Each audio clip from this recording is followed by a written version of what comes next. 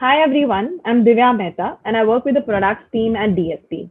Are you someone looking to participate in India's growth story? And do you want to know why it makes sense to do that by investing in S&P BSE Sensex index? In this video, I'm going to share these 5 insights about S&P BSE Sensex index along with brushing up with a few reasons on why India is an attractive investment opportunity.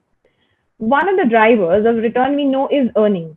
As you can see in the graph, the last 20 years of earnings growth, annualized earnings growth, has been 12% and highest for India amongst the developed and the emerging market peers.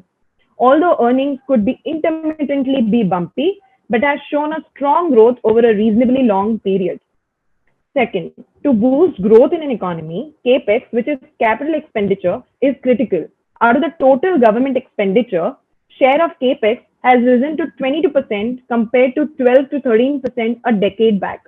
All the more, corporate profitability and balance sheets are healthy that create conducive conditions for a capex cycle that lasts longer. With all these factors, we also saw a record high manufacturing FDI inflows in FY 2022, which were flattish over the last few years.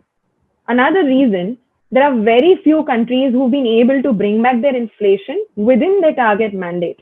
Inflation in India has come back within RBI's targeted mandate since March 23 print and has been within the range as of today. There are very few countries with positive real rate, with stable inflation and robust growth. Now, moving on to S&P BSE Sensex Index. As we discussed, earnings growth can be volatile, but S&P BSE Sensex Index over the long term has closely matched its earnings. Also, Sensex is the oldest equity market index of India and has a history of over 37 years. Now, everyone wants a piece of what's currently in trend or in focus, don't we? Here's a historical representation of sector rotation in the index. We can observe that it captures the critical industries and changes in line with the economy. Did you know that financial sector today has the largest weight of about 41%, which had 0% weight back in 1996? There are 30 companies in the S&P BSE Sensex Index, which not only captures a significant chunk of broad market by market capitalization, but also profit. About 41% of PAT, which is profit after tax in the market, comes from these companies. Historically, it has broadly stayed in the range of 35% to as high as 65%. Interesting, isn't it? Now, creating alpha, which means extra return over the index through actively managing the portfolio, has gotten difficult post the categorization of mutual funds in 2017. Hence, to save oneself from the hassle of selecting a large cap fund, passive investing that tracks an index like S&P BSE Sensex makes a lot more sense.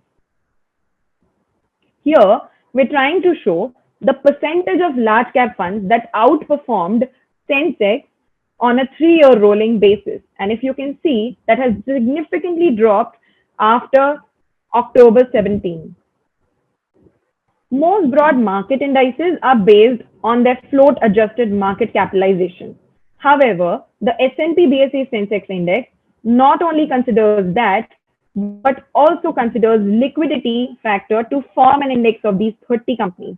Index is rebalanced twice a year, hence balances with churning the portfolio and representing the changes in the market.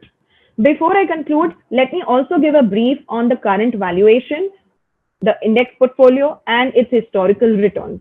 Compared to its emerging market peers, Sensex always attracted a premium with respect to its valuation. This premium, however, has come down from its peak levels of 2021, but is still above its average. Compared to its own historical price to earnings ratio, Sensex is still trading a bit over its long-term average of about 20 to 21 times. The index is neither too diversified nor too concentrated, given 30 companies form a part of this. Index constituents have no capping on the weightage. The top 10 companies and the top 3 sectors make over 65% of the total index. It's always better to look at rolling returns rather than point-to-point returns.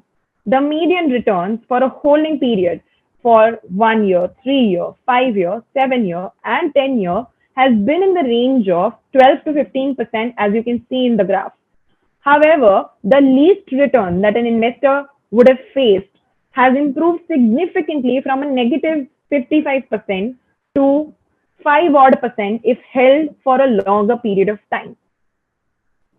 To put it differently, as the holding period increases, which means holding it for 1 year to 3 year or more than 5 year, 7 year, and 10 year, probability of negative return decreases and the probability of comparatively higher return increases. So now you know the benefits and risks of this index. Do check out our new offering, the DSP S&P BSE Sensex ETF that tracks the S&P BSE Sensex index. Thank you.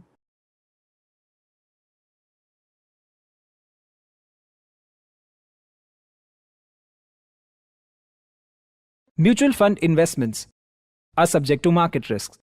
Read all scheme related documents carefully.